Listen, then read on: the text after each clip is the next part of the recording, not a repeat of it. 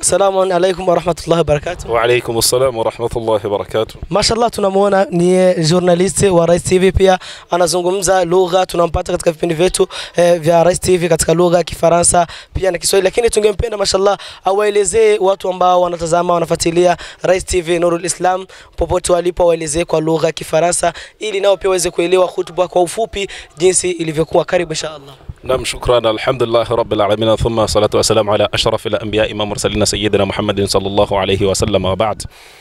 Nous remercions Allah, le maître de l'univers, Seigneur de ce monde, de nous avoir comblé cette faveur aujourd'hui, de clôturer notre dernier vendredi dans le mois de Ramadan, le mois sacré, le mois du pardon, le mois du bonheur. Notre cheikh Abou Zubairi Mtembo Idrissa nous a vraiment donné un message qui était passable pour les gens qui sont à l'extérieur et les gens qui sont à l'intérieur du pays. Qu'Allah fasse le mieux possible pour tout le monde. Qu'Allah accomple le faveur, qu'Allah accomple sa miséricorde pour tout le monde.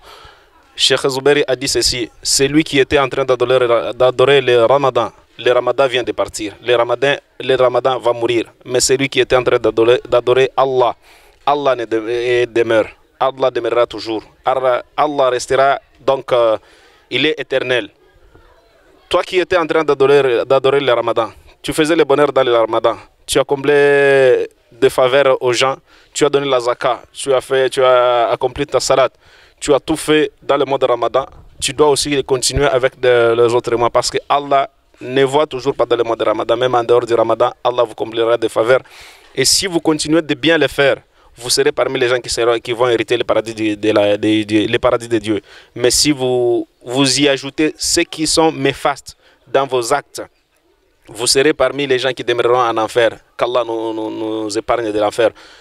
Pour terminer, je vous dirai seulement qu'Allah puisse voir ce que nous sommes en train de faire et contrôlons ce que nous sommes en train de commettre comme acte, méfaste ou bienfaisance. Qu'Allah nous accorde le Ramadan, qu'Allah nous reçoit avec le pardon, qu'Allah nous accorde son paradis, qu'Allah nous pardonne, qu'Allah nous donne du bonheur et les jours des Eid, que soient les Eid de Faraha, les Eid de la joie, la fête de la joie, la fête de manger et aider aussi à ceux-là qui n'ont pas à manger. Et la zakatul fitr sans oublier, Cheikh Zubairi a dit: commencez d'abord par votre maison. Donc la charité bien ordonnée commence par soi-même, c'est ce que les Français disent. La charité bien ordonnée commence par soi-même. Hauwezi ukaanza na mtu mwingine kabla hujaanza nyumbani kwako. Commencez d'abord par votre maison et après vous allez aussi continuer dans des autres maisons. Si vous commencez à l'extérieur de la maison et que vous avez des gens qui sont vraiment en décadence financière, vous serez aussi dans l'enregistrement des personnes qui ne sont pas de bonne faveur. Alors, devons-nous débuter avec la maison et puis en dehors de la maison, qu'Allah nous facilite, qu'Allah nous met, et nous devons aussi avoir cette habitude-là de bien commencer par la famille. Après la famille, les voisins. Après les voisins, en dehors du voisin. Nous commençons d'abord par notre ville et puis les villes du voisin. Nous commençons par notre province et puis les provinces des voisins. Ne soyez pas pressés avec ce que vous êtes en train de faire pour vous faire valoir. Celui qui se fait valoir devant Dieu, Dieu le défera ses actes, lui montrera ce qu'il a fait et il le rendra comme le bout du sable. Et celui qui fera une bienfaisance et il le cache, Allah le fera comme un monument, comme un mlima wa Uhud, comme une montagne là.